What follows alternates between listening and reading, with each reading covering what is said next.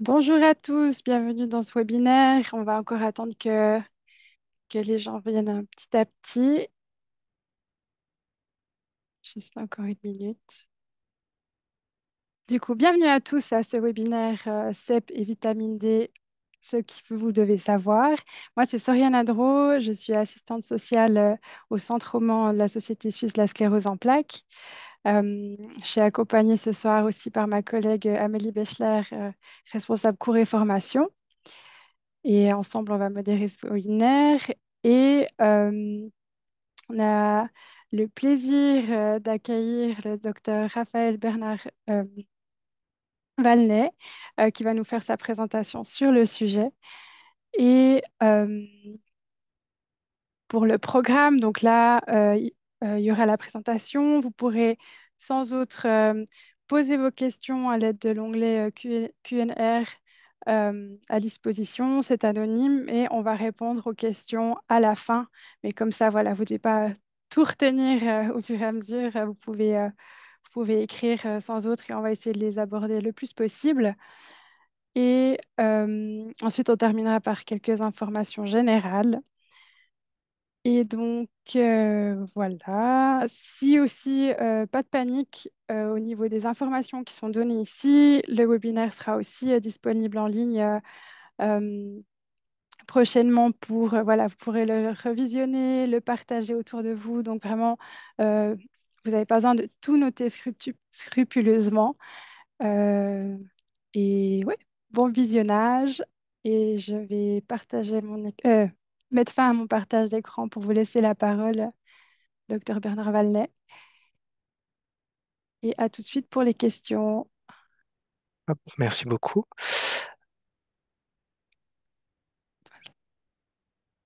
Ça devrait être bon. Alors, bonjour à tous. Pour ceux qui ne me connaissent pas, je suis Raphaël Bernard-Balnet, je suis chef de clinique dans l'unité de neuroimmunologie du CHUV. Et aujourd'hui, en effet, on va parler de sclérose en plaques et vitamine D. Peut-être un petit rappel tout d'abord de ce qu'est la sclérose en plaques, même si je pense que l'immense majorité d'entre vous savent.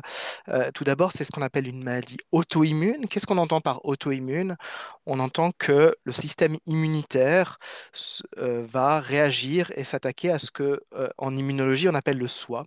Le soi, c'est des protéines de notre organisme ou des peptides de notre organisme qui sont pas censés être attaqués par notre système immunitaire mais qui peuvent parfois avoir une ressemblance avec des peptides viraux, des peptides cancéreux, et donc il va y avoir cette réaction contre notre propre organisme.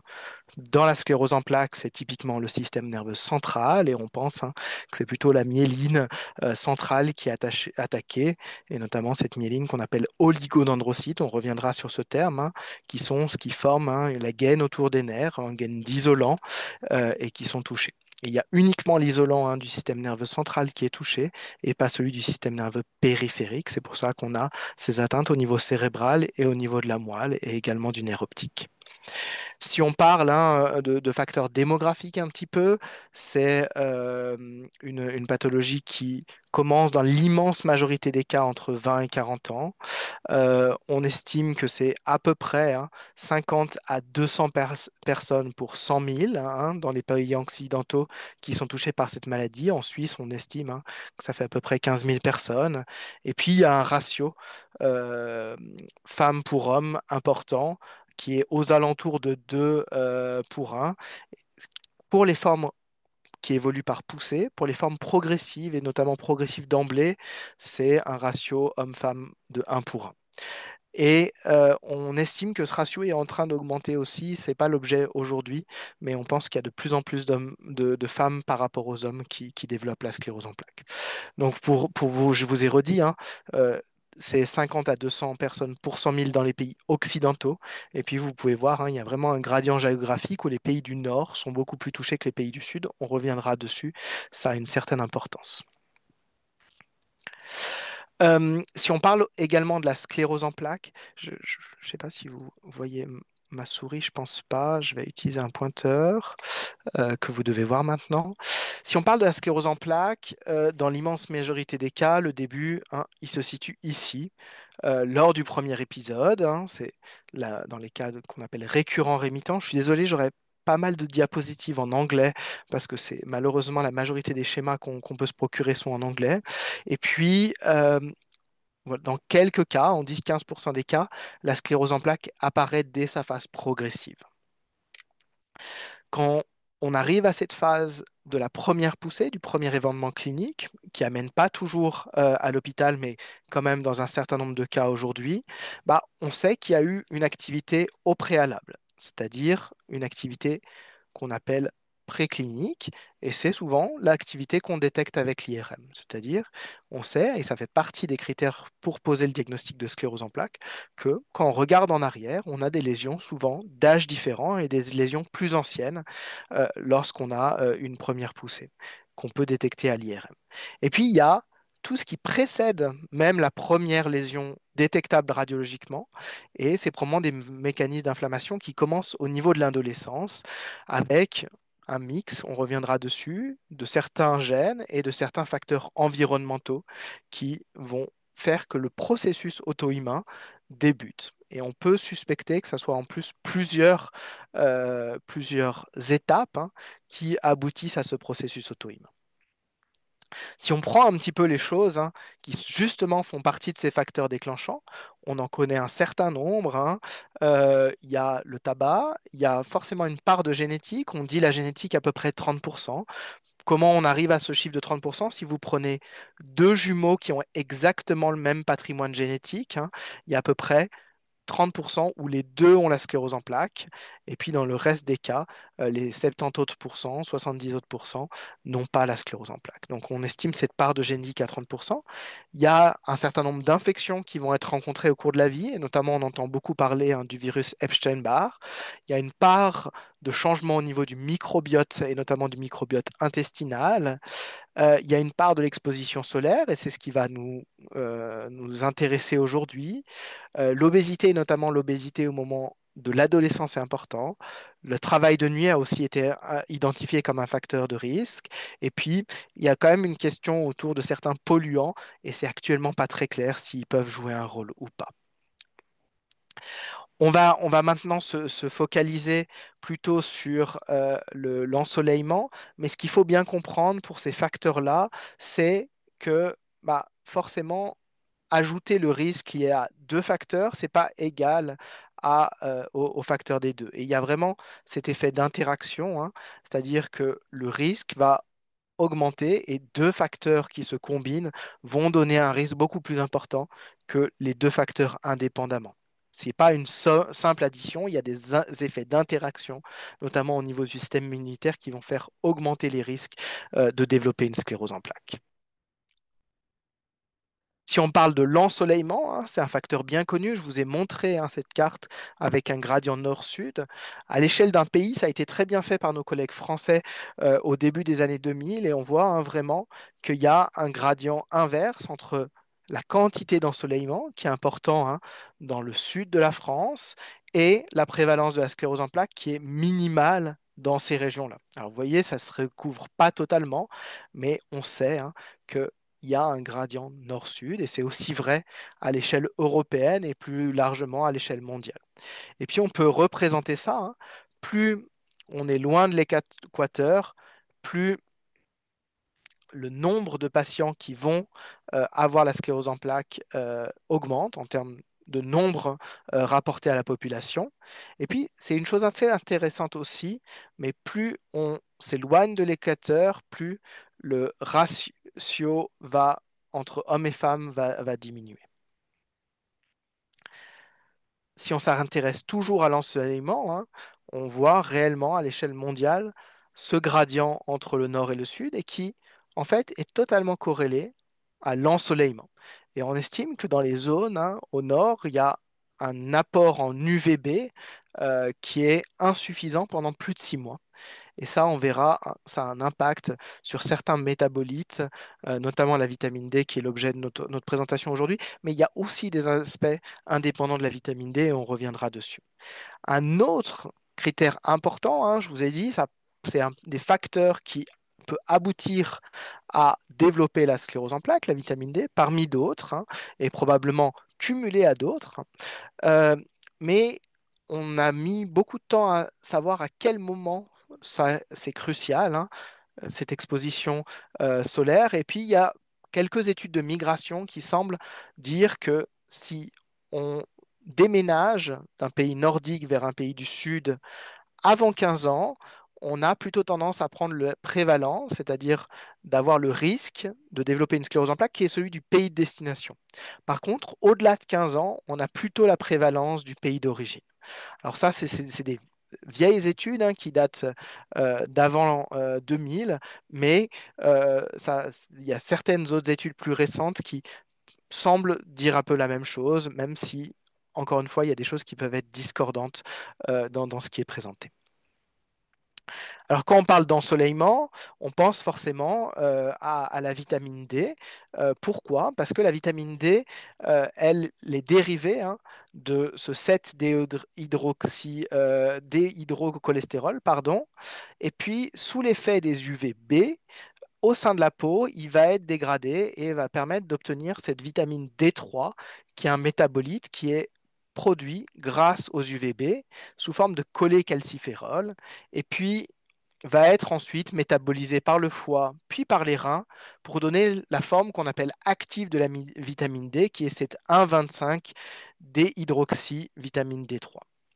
Voilà. Ça, c'est 80 à 90% de notre apport en vitamine D. Puis un petit apport par l'alimentation, mais qui est certainement pas suffisant, notamment les œufs, le poisson et puis le lait.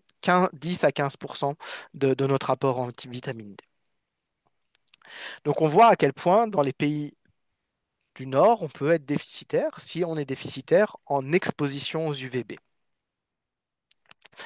Euh, pour vous donner un exemple, en Suisse, hein, si on prend un taux de carence qui est aux alentours de 75 nanomoles, vous verrez, on va utiliser beaucoup ces définitions-là, soit en nanomoles, soit en nanogrammes, donc avec des valeurs différentes. Mais si on prend cette valeur normative qui est de 75 nanomoles par litre, qui est considérée parfois comme un manque de vitamine D, bah, dans le canton de Bâle-Ville, bah, 22% des patients uniquement avaient des taux de vitamine D suffisants tout au cours de toute l'année.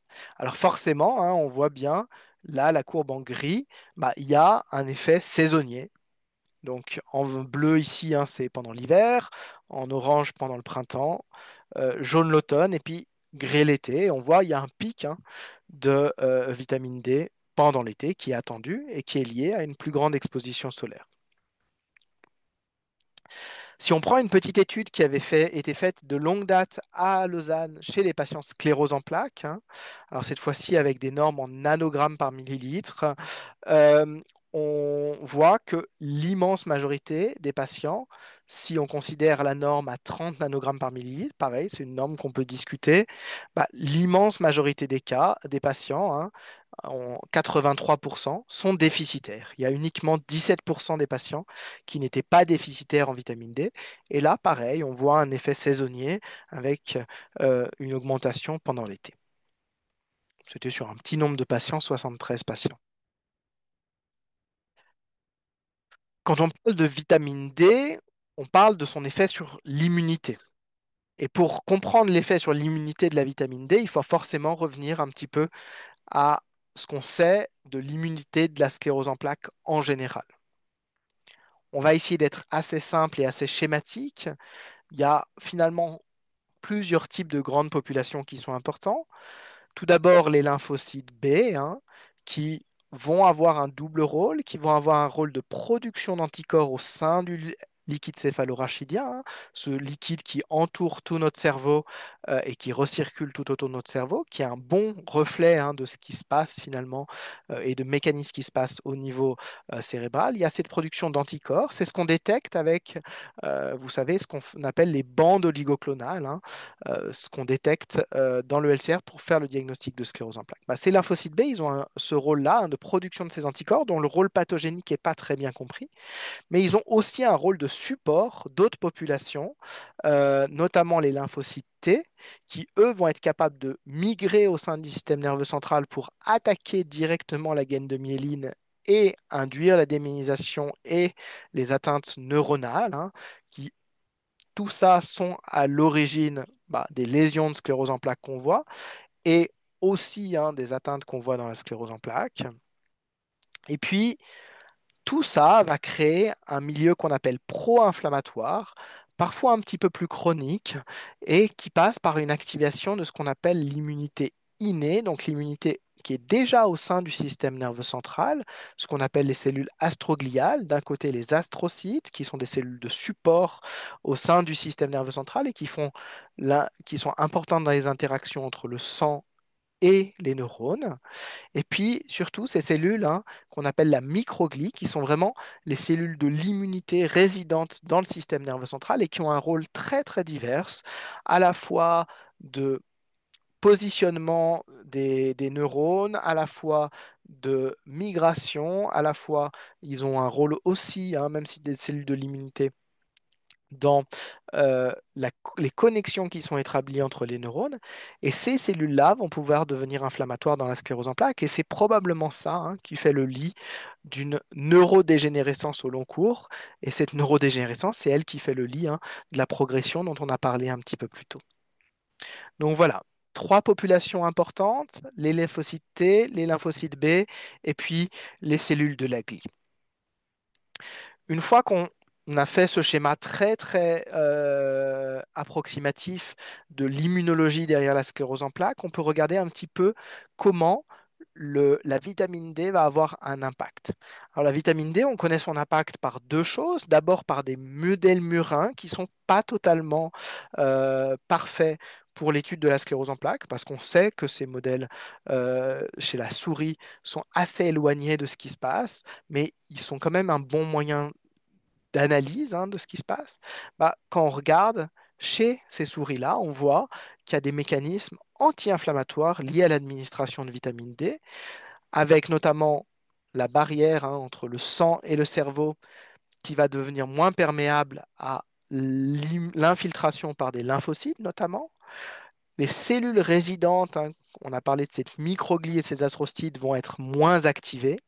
Et tout ça, en fait, est permis par une activation moins importante des lymphocytes et notamment l'augmentation de cette population qu'on appelle les lymphocytes T régulateurs qui vont produire un certain nombre de médiateurs anti-inflammatoires et notamment ce médiateur anti-inflammatoire très important qu'on appelle l'interleukine 10 ou IL-10. Ça, c'est chez la souris, on montre bien que la vitamine D, elle permet de changer l'environnement immunologique d'un environnement inflammatoire vers un environnement qui l'est un petit peu moins. Et ces résultats-là, ils ont été confirmés chez les patients avec une sclérose en plaques.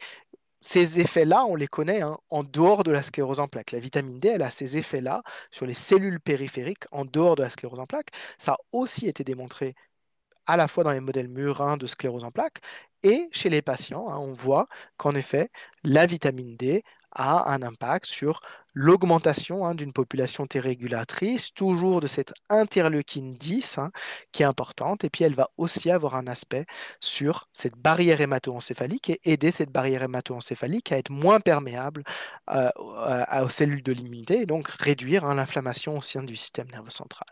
Voilà. C'est pour faire très schématique ce qui se passe au niveau de l'inflammation. Il y a aussi probablement un rôle sur la remyélinisation. Donc, on a parlé de ces oligodendrocytes qui vont créer la gaine isolante au niveau autour des nerfs. Et ben, on suspecte quand même que la vitamine D puisse avoir, en tout cas dans des modèles in vitro et des modèles animaux, elle puisse augmenter certains progéniteurs de ces oligodendrocytes et favoriser une remyélinisation. Ça, c'est les choses très théoriques, immunologiques et physiopathologiques qu'on peut décrire. La réalité est un petit peu plus complexe.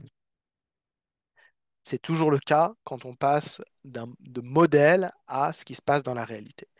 La première chose, c'est le manque de vitamine D. Il est associé, je vous l'ai déjà dit, au risque de faire une sclérose en plaques. On voit que moins on a de vitamine D, ici en nanomol par litre, moins, plus on est à risque de développer la sclérose en plaques. Alors ici, c'était dans une grande population de vétérans aux États-Unis, et on voit que le risque, alors était incrémental. Alors c'est pas parfait, mais on voit que quand on avait le plus haut taux de vitamine D, on avait moins de risque que quand on avait des taux faibles.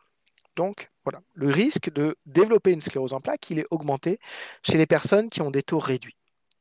Si maintenant on prend ce qui se passe dans les états précoces de la maladie et un moyen entre les années 2010 et 2020 d'étudier ces phases précoces de la maladie, c'était de regarder ce qu'on appelle les CIS, des Clinically Isolated Syndrome, soit des syndromes cliniquement isolés en français. Ces syndromes cliniquement isolés, c'était des gens qui faisaient un premier épisode neurologique, mais qui à l'époque n'avaient pas les critères complets pour dire qu'ils avaient une sclérose en plaques, et on appelait ça un syndrome cliniquement isolé.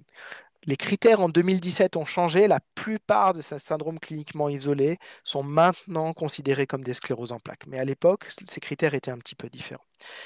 Et on regardait le nombre de ces patients qui allaient faire un deuxième épisode neurologique et qui seraient donc considérés comme des scléroses en plaques.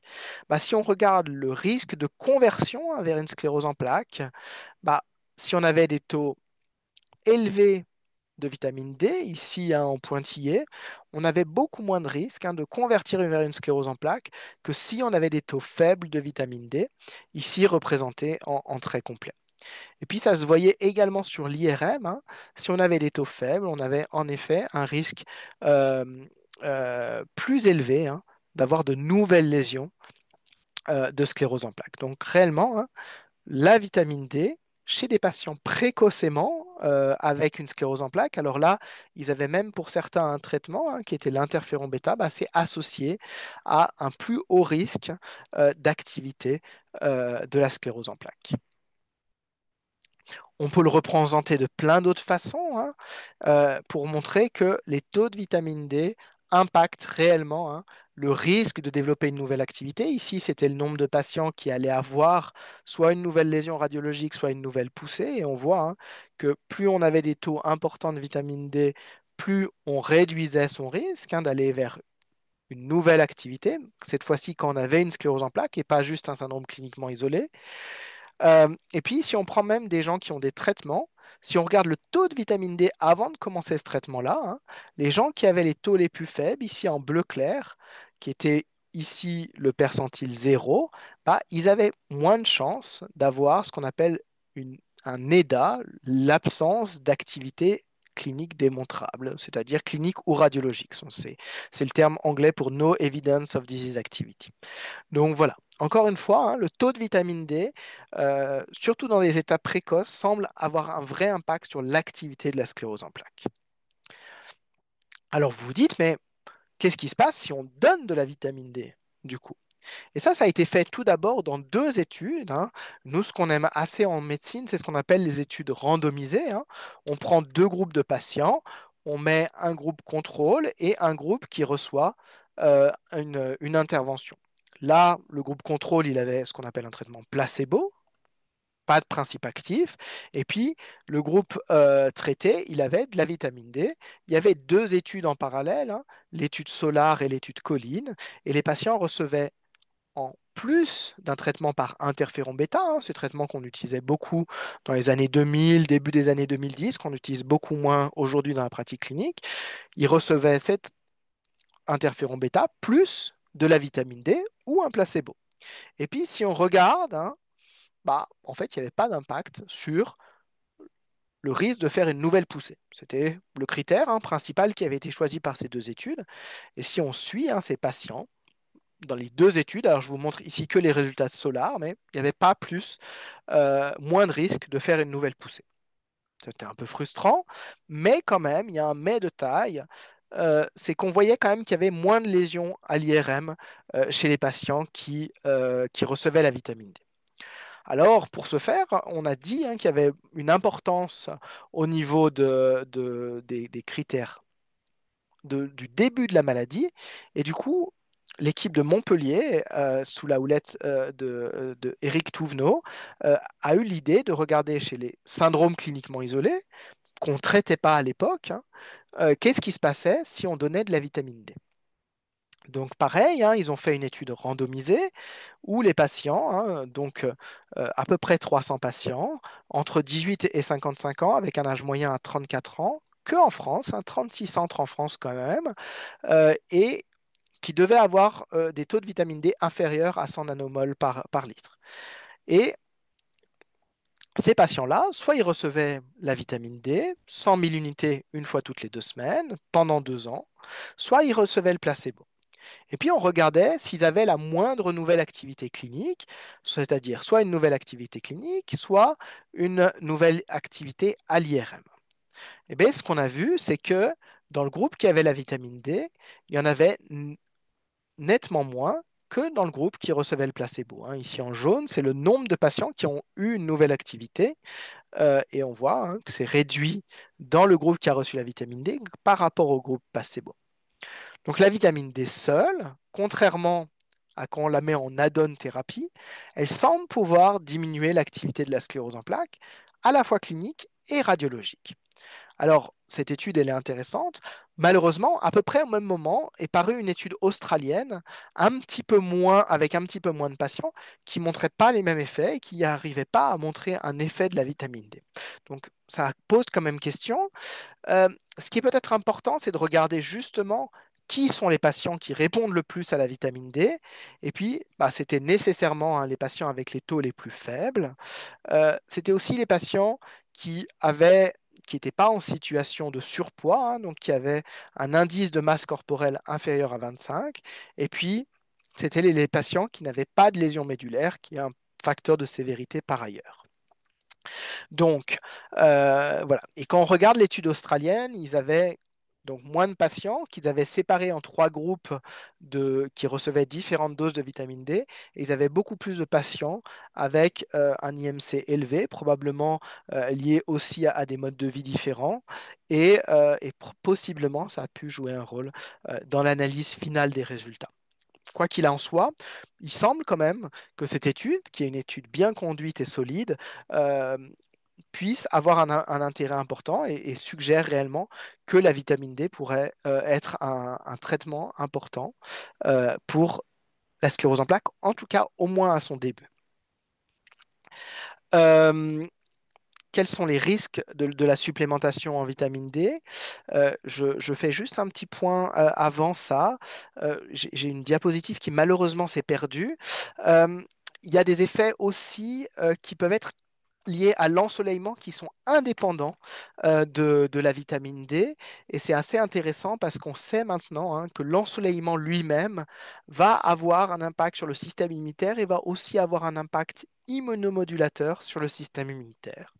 Ce qui a amené des gens, en plus de donner de la vitamine D, à essayer des essais cliniques où ils administrent uniquement de la photothérapie, hein. La photothérapie, c'est utilisé, hein, dans certaines spécialités comme la dermatologie, et de la photothérapie UVB. Ils regardaient si ça avait un impact clinique. Alors les essais qui sont sortis pour l'instant étaient de toute petite taille et eux aussi pour l'instant ils avaient du mal à démontrer un impact clair sur l'évolution de la sclérose en plaques, même si les données immunologiques montrent clairement que cette photothérapie, elle a un effet bénéfique sur le système immunitaire en augmentant les réponses régulatrices et en diminuant l'inflammation. Qu'est-ce que c'est les risques de la supplémentation? On a parlé des bénéfices. Ça peut être des troubles du calcium et notamment une hypercalcémie, hein, dont on ne reviendra pas sur les différents effets que ça peut avoir. Ça peut donner, hein, une hypertension artérielle qu'on n'arrive pas à contrôler avec des hypertenseurs. Ça peut donner des problèmes rénaux. Ça peut donner une anorexie, une hyperthermie, des pertes de poids importantes. Ça peut donner une soif, ce qu'on appelle une polyurie, donc c'est-à-dire uriner beaucoup, des vomissements. Ça peut même donner des troubles de la concentration. Maintenant, on parle de ces effets secondaires-là à des doses très importantes, hein. En général, on dit qu'il ne faut pas dépasser 10 000 unités. C'est pareil par jour. C'est pareil quelque chose qui est très débattu, mais probablement que des protocoles à 100 000 unités par jour, qu'on peut voir notamment au Brésil, hein, c'est ce qu'on appelle le protocole de Coimbra, semble pas avoir de bénéfices importants. En tout cas, il n'y a pas de bénéfices démontrés. Il n'y a jamais eu d'études qui sont intéressées à ça. Et par contre, chez ces supplémentations très importantes, on peut avoir ces effets secondaires-là, pas aux doses qui sont utilisées dans la majorité des essais cliniques dont on a parlé un petit peu plus tôt. Donc voilà, on peut conclure ici avec quelques messages à emporter sur la vitamine D et l'ensoleillement, parce que c'est difficile quand même de totalement séparer les deux. Euh, la vitamine D et l'ensoleillement jouent un rôle sur le système immunitaire et ils vont favoriser plutôt un environnement anti-inflammatoire. Et à ce titre-là, ils vont avoir un rôle bénéfique sur la sclérose en plaques. Probablement qui joue un rôle dans le développement de la sclérose en plaques. C'est assez accepté à présent. Et dans l'activité que je mets précoce, parce que toutes les études pour l'instant qui sont intéressées à cette question ont plutôt été faites chez des gens en début de maladie. Euh, la supplémentation en vitamine D, elle semble pouvoir diminuer l'activité de la sclérose en plaques quand il n'y a aucun autre traitement mis en place. C'est pour l'instant moins clair et beaucoup moins clair en add-on thérapie. On sait que beaucoup de nos traitements de l'immunité ont un rôle immunomodulateur également et vont agir sur des voies. Et on peut se demander si c'est pas un petit peu redondant. Et c'est pour ça que cet effet de la vitamine D, il disparaît chez les gens qui ont un traitement de la sclérose en plaques. Euh, Néanmoins, nous, on le propose assez volontiers parce que, comme je vous ai dit, c'est quelque chose qui est relativement inoffensif, c'est quelque chose qui va avoir peu d'effets secondaires dans des doses qu'on utilise habituellement et on se dit que ça peut quand même avoir un effet relativement bénéfique. On parle là de l'effet sur la sclérose en plaques, la vitamine D, elle a un effet pléiotrope et un effet beaucoup plus large que juste l'aspect immunologique et l'aspect sur le système nerveux central. Donc voilà. Et puis on est globalement, comme je vous l'ai montré, tous carencés en Suisse. Donc on est plutôt à substituer assez généreusement. Nous, actuellement, on a fait un choix ici au CHUV qui est de supplémenter 100 000 unités une fois par mois. On pourrait discuter cette dose ou 3 000 unités une fois par jour. Il n'y a pas réellement de choses qui ont été réalisées pour comparer ces administrations-là. Et voilà. Puis on dit en général qu'il ne faut pas dépasser 10 000 unités par jour. C'est en tout cas les recommandations des sociétés d'endocrinologie. Mais pareil, je pense qu'on peut sérieusement discuter cette limite-là. Mais certainement que 100 000 unités une fois par jour, c'est beaucoup trop. Voilà. Je vais m'arrêter là. Je suis content de prendre s'il y a des questions, en espérant pouvoir y répondre et pouvoir apporter des précisions. Voilà.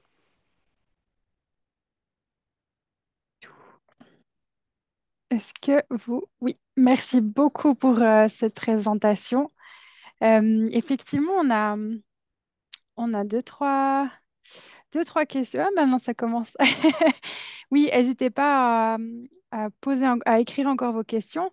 Je vais déjà commencer par la première qui nous a été posée. Mais je les C'est... vois, si je Ah, peux vous les peut-être les voyez? répéter. Je peux peut-être les répéter, puis alors, la première, c'était si on a une sclérose en plaques et des enfants, est-ce qu'il faut tester nos enfants et puis pour prévenir qu'ils développent une sclérose en plaques dans le futur? Je suis pas sûr qu'il y ait une bonne réponse à ça. La première réponse, probablement, c'est que le risque de développer une sclérose que vos enfants développent une sclérose en plaques, quand vous avez une sclérose en plaques, il est relativement faible.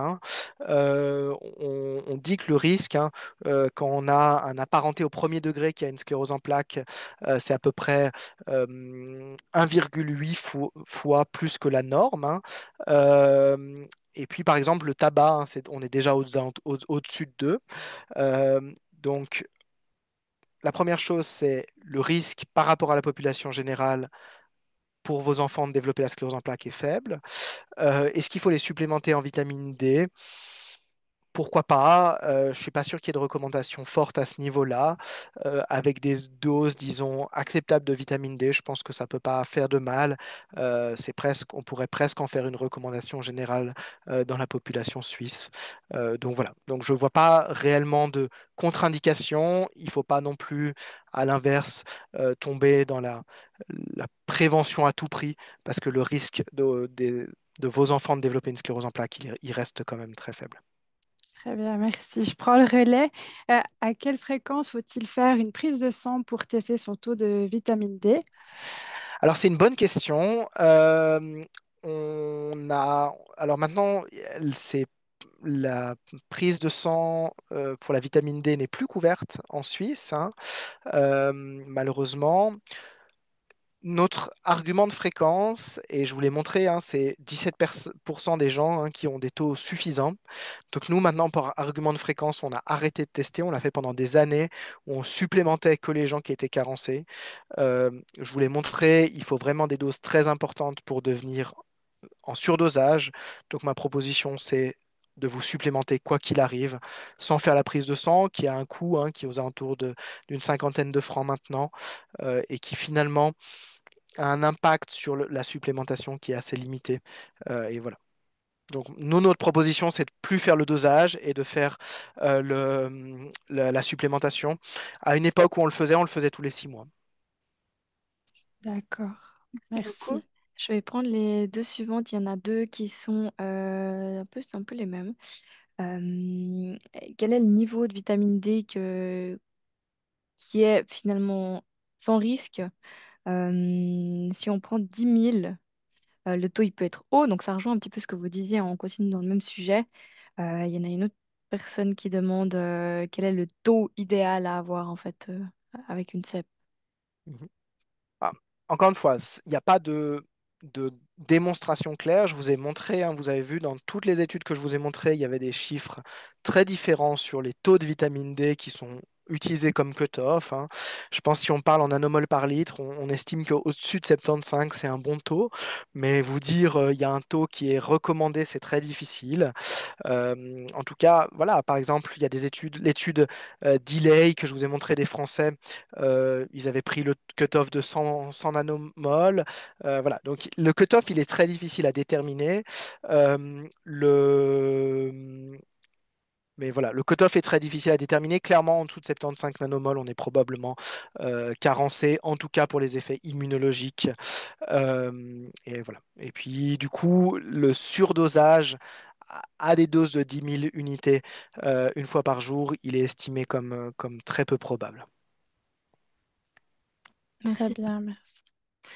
Il y a un autre registre, c'est aussi avec les compléments alimentaires. Quelqu'un demande que pensez-vous du fait de prendre des compléments alimentaires en vitamine D pour gommer une éventuelle carence? Euh, alors, la vitamine D, je suis pas sûr de bien comprendre la question. Ce qu'on appelle, bah, par définition, moi je trouve que la vitamine D c'est déjà un complément alimentaire. Euh, il y a probablement des compléments qui contiennent de la vitamine D. Il faut voir les taux qu'ils en comprennent, hein. On a longtemps donné, je vous dis pas, c'était du foie de morue aux enfants, justement pour supplémenter en vitamine D dans les pays nordiques. Donc, il y a d'autres sources de vitamine D que juste la fiole de vitamine D que vous pouvez obtenir à votre pharmacie. Mais en fait, derrière tout ça, il y a des questions liées au taux. Voilà, je suis pas sûr de pouvoir répondre plus que ça. Très bien. Il y a deux personnes qui se demandent s'il faut se supplémenter aussi en été en vitamine D. Alors, encore une fois, c'est un grand débat. Je vous ai montré tout à l'heure, hein, si on regardait au CHUV, hein, l'été, la moyenne des gens était encore en dessous de la norme euh, euh, qu'on retient. Donc, oui, il y a encore beaucoup de gens qui sont carencés en Suisse, même en été. Donc voilà, nous, on a fait le choix au CHUV de plus distinguer été et hiver et de supplémenter toute l'année. Parce que, encore une fois, même si les taux montent en été, il y a quand même une part importante des gens qui restent carencés en été. Et encore une fois, on est assez peu effrayé par le surdosage, Merci. à ces doses dont on a discuté.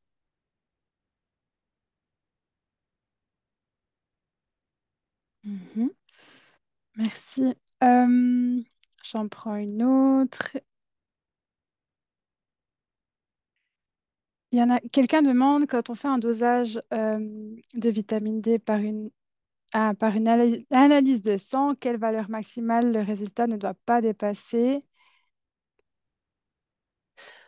C'est une bonne question. Je suis pas sûr d'être réellement capable de répondre à cette question. Les taux qui deviennent toxiques ne sont pas très bien définis, mais voilà. En tout cas, c'est vraiment largement au-delà des normes de ce qu'on voit chez la majorité des patients. Mais je peux pas vous donner une réponse précise à ça. D'accord, merci. Merci. Euh, on a plusieurs façons de supplémenter par jour, par mois, par semaine, sauf erreur. Enfin, qu'est-ce qui est mieux? Et est-ce que la vitamine D, elle est stockée longtemps dans le corps? Alors, pour l'instant, il y a pas de choses. Elle est métabolisée hein, en sa forme active. Actuellement, il n'y a pas de démonstration qu'une prise est meilleure qu'une autre.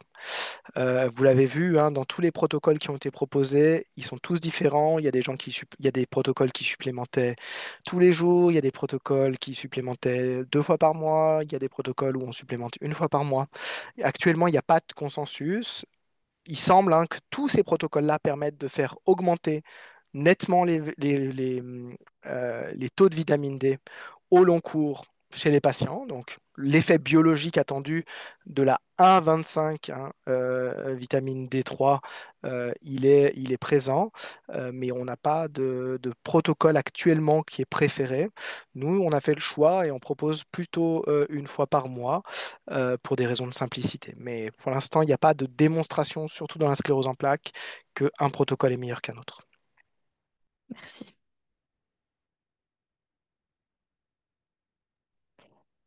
Merci. Peut-être, là, on a des questions aussi par rapport à l'exposition au soleil pour qu'elle soit complémentaire à la prise de vitamine D.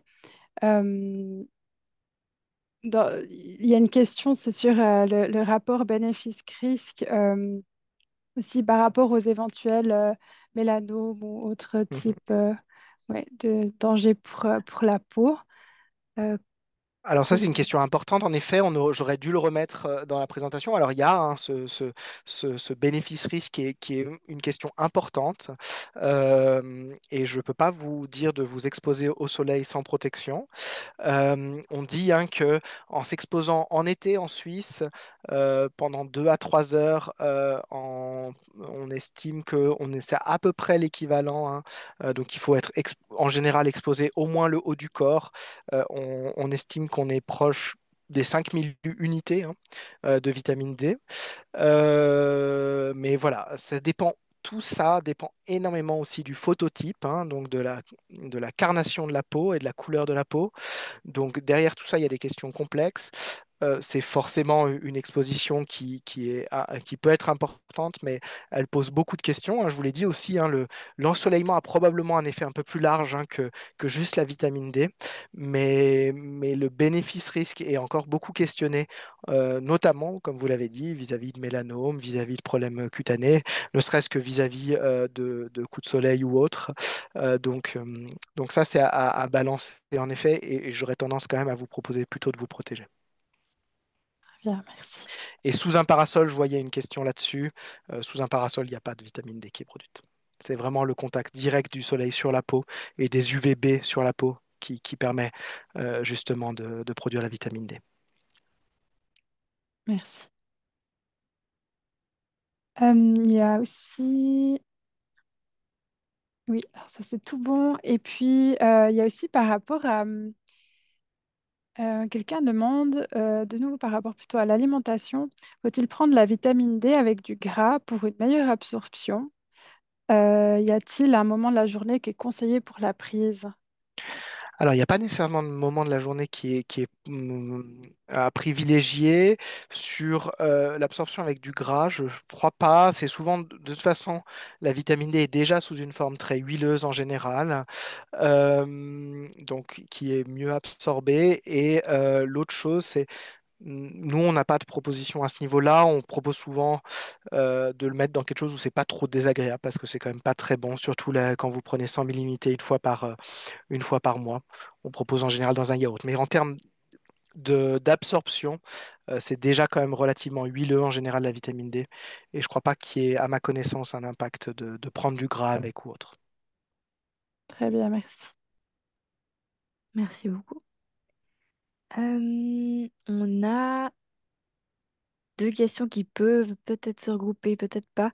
Est-ce que le fait de prendre, enfin, d'être supplémentaire vitamine D, ça peut calmer l'activité de la CEP en cas de lésion médulaire? Et l'autre question, est-ce que la vitamine D aurait une influence sur l'aggravation des lésions dans le cas d'une CEP progressive?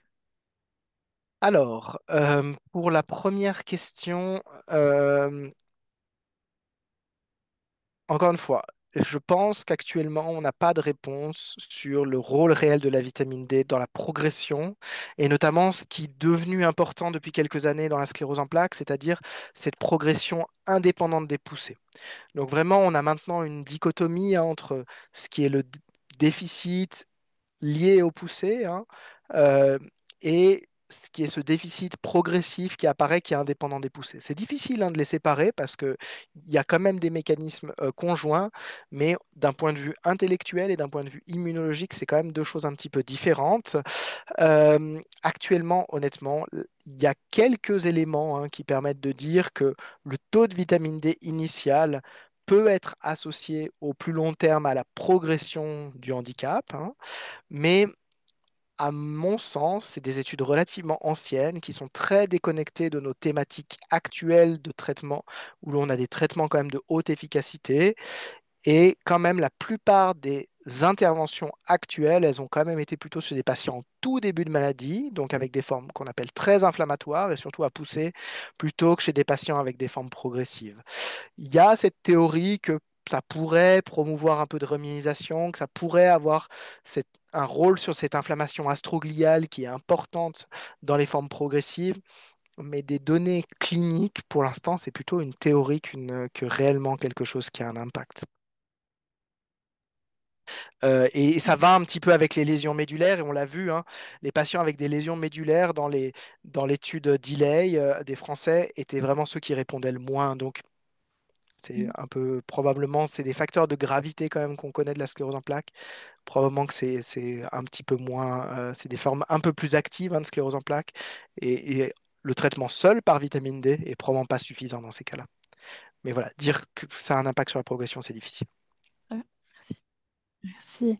On a deux personnes qui se demandent, qui se posent une question par rapport à l'association de la vitamine D et de la vitamine K, si c'est nécessaire ou c'est recommandé, si... Pas à ma connaissance. D'accord. La vitamine K, on l'utilise majoritairement pour des histoires de coagulation. Pas à ma connaissance, mais je vais pas vous mentir que ça dépasse probablement ce que je sais. Très bien. Merci. Il y a une question par rapport au phénomène d'Outhoff et le fait que le phénomène d'Outhoff va faire qu'on s'expose peut-être d'office moins au soleil. Est-ce qu'il y a des appareils qu'on pourrait utiliser là? Donc, cette personne parle d'appareils de photothérapie UVB. Est-ce que vous conseillez ça? Parce que cette personne demande quel appareil, mais déjà, peut-être pour commencer, est-ce que c'est quelque chose qui est conseillé ou pas? Voilà. Je pense que pour l'instant, il n'y a pas du tout assez de données pour proposer la photothérapie. Je l'ai dit, ça a été essayé dans des tout petits essais. Peut-être que dans le futur, hein, il y aura plus de bases pour aller vers ça. Mais à l'instant T, je ne recommanderais pas ça. Ils ont aussi des effets, hein, non négligeables, surtout quand ils ne sont pas, hein, faits sous contrôle d'un professionnel. Donc, ouais, je ne serais pas proposé en tout cas une utilisation courante de ces appareils de photothérapie. D'autant plus que je pense qu'à la fin, l'effet réel, il est pour l'instant très discutable et voilà. J'aurais tendance, contrairement à la supplémentation en vitamine D où on a des données assez solides, voilà. Juste la photothérapie, je suis pas sûr à l'instant T que je le recommanderais, mais encore une fois, il y a des choses en cours, donc je ne dis pas que cette réponse, elle sera immuable et que dans 3 ans, je dirai la même chose. Merci. Sinon, il y a deux questions que je vais regrouper aussi par rapport à la supplémentation. Quelqu'un demande si euh, en cas de CEP, euh, on ne devrait pas être automatiquement supplémenté. Et une autre personne parle aussi de supplémentation en prévention. Est-ce que vous recommanderiez de le faire de manière préventive? Et puis, si oui, sous quelle forme? Entre D2, D3? Alors, donc, actuellement, nous, notre choix au CHUV, mais qui est encore un choix, qui est un choix, c'est de supplémenter tout le monde. Je vous l'ai montré, il y a encore une fois, je pense, pas mal de débats sur l'intérêt d'avoir une supplémentation en plus d'un traitement de fond. Je suis honnêtement pas certain de l'effet. Le rationnel qu'on a pris, c'est qu'on s'est dit que c'était un complément finalement peu onéreux, peu d'effets secondaires et que au pire, ça pouvait avoir un effet et qu'on ne prenait pas de risque si on l'administrait. Donc nous, le choix qu'on a fait au CHUV, c'est maintenant de supplémenter tout le monde parce que voilà, on pense que ça peut avoir un intérêt et surtout que ça a peu d'effets secondaires. Et voilà. Je vous dirais peut-être pas la même chose avec certains traitements qui risquent d'arriver dans les prochaines années, qui pourraient aussi venir en add-on et qui sont très coûteux. Là, on parle de quelque chose qui est assez peu coûteux. Donc ça, c'est la première chose. En médecine, on réfléchit toujours dans une balance entre la bénéfice et les risques. Le bénéfice, il n'est pas nettement démontré, à mon sens, chez les patients avec des traitements, mais le risque, il est très faible, donc on se décide quand même de le faire. Donc, supplémenter tout le monde pour la vitamine D avec une sclérose en plaques, c'est notre proposition, en tout cas au CHU. Sur la question de la prévention, euh, c'est un débat. C'est très difficile d'imaginer quand même qu'à l'échelle d'une population, donner la vitamine D à tout le monde puisse permettre réellement de diminuer nettement la sclérose en plaques.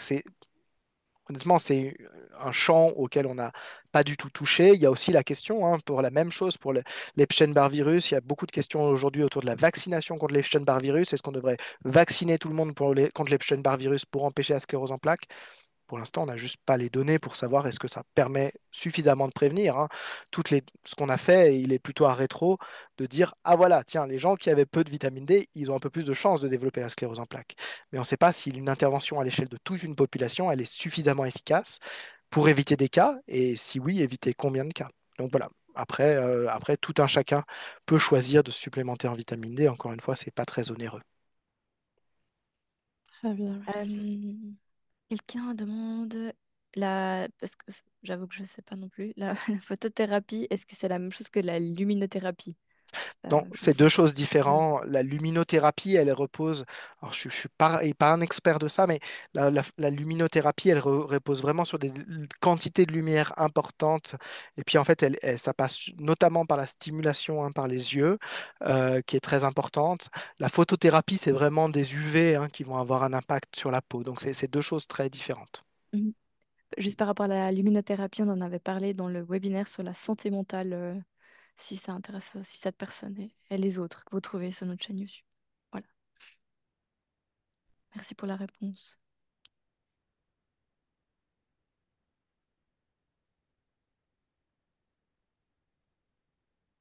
Très bien.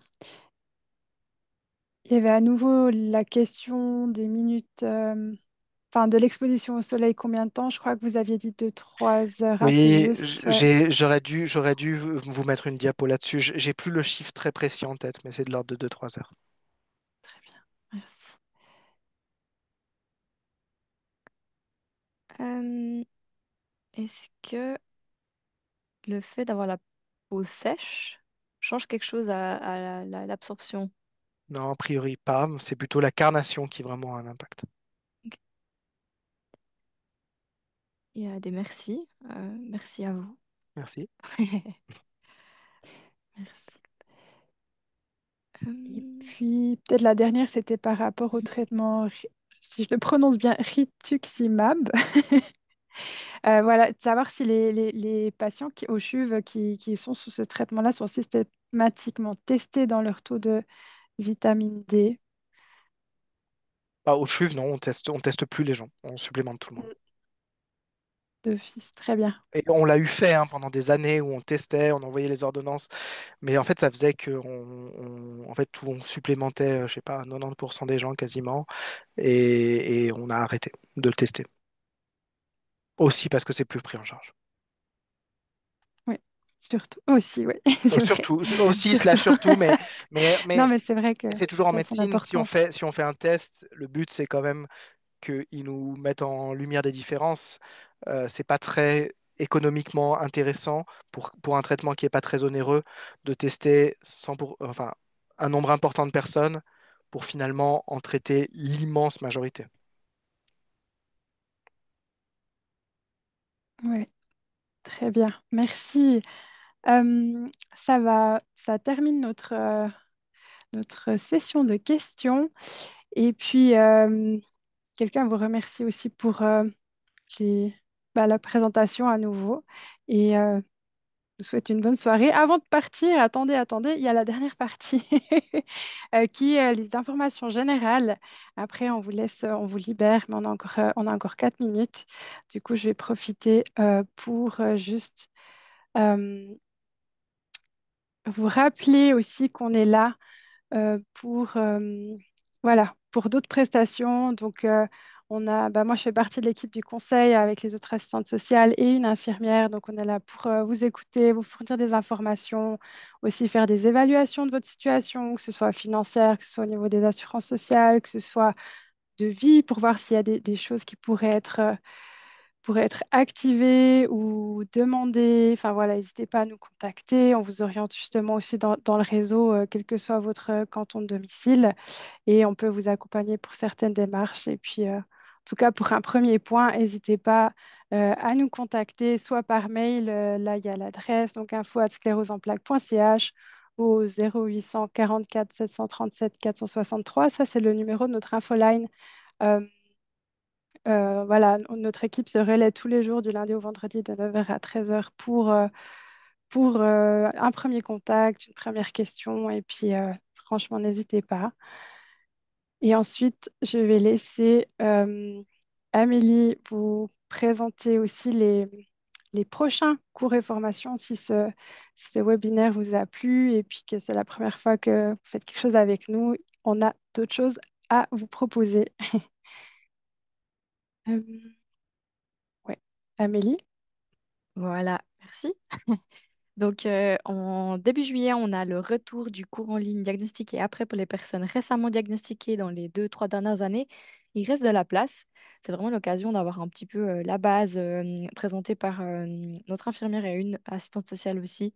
Euh, voilà, à l'annonce du diagnostic. N'hésitez pas à vous inscrire. Tout est sur notre site sous les cours et formations.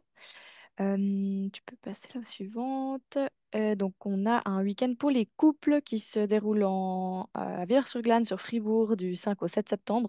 Donc, le but, c'est vraiment de s'inscrire en couple, une personne atteinte avec un proche, et voilà, et de parler émotions, plein de choses comme ça. Allez voir sur le site pour en savoir plus. Ça vaut la peine. L'intervenante est super. Bon, je vais pas dire autre chose de toute façon. Euh, En octobre, on aura à nouveau les bases de la photographie, cette fois accès un peu plus pratique. Je dis à nouveau parce que ça a déjà eu lieu en 2023. Voilà, donc ça sera à Yverdon. Et puis, tu peux passer le Cepius Forum. Les thématiques vont être annoncées prochainement, mais vous pouvez déjà réserver la date. C'est pour les personnes de moins de 40 ans. Parce qu'il faut bien fixer une date limite, un âge limite. Voilà, tu peux continuer. Donc, alors, la petite info juste en dessous du titre est de trop, excusez-moi, mais il y a une soirée d'information bilingue à nouveau à Bienne, dont les thématiques ne sont pas encore connues, contrairement à ce que démontre cette slide. Tu peux continuer. Et puis, notre traditionnel apéro CEP, mais cette fois qui aura lieu à Bulle, donc pour la deuxième fois dans le canton de Fribourg, 13 novembre. Et puis, il y a encore, je Juste, crois, deux. ouais, Oui, petite précision, ça ne remplace pas celui qui a lieu à Lausanne, hein, c'est en plus, un c'est extra. vrai. Régionalement excentré. Exact. Et puis le Gstaad Menuhin Festival, ça se remplit très vite. Donc pour les personnes qui sont encore intéressées, inscrivez-vous vite. Donc c'est gratuit pour une personne atteinte et un proche, et c'est l'occasion d'aller revoir les choristes. C'est grâce à la fondation YouRoom qu'on peut aller là-bas. Tu peux continuer. Et puis, je crois que j'ai mis le September Walk. Les inscriptions sont ouvertes. Pour ceux qui ne connaissent pas, c'est une marche solidaire que vous pouvez faire durant tout le mois de septembre, n'importe où, n'importe quelle durée, avec n'importe qui. Plus d'infos sur notre site. Et voilà. je crois que c'était la dernière Et ouais. slide. Donc voilà, vous trouvez tout sur notre Oui. site comme d'habitude. Encore un grand merci à Dr Bernard Vadenet de nous avoir fait cette présentation sur cette thématique. Et puis merci à tous d'avoir participé. On est toujours très contents de voir que voilà, ça a suscité autant d'intérêt. Et puis merci pour votre participation aux questions aussi. Elles étaient toutes intéressantes. Et voilà, moi je vous dis à une prochaine. Merci beaucoup. Et voilà. Bonne soirée. Bonne Merci. Bonne soirée, au revoir. soirée. Merci.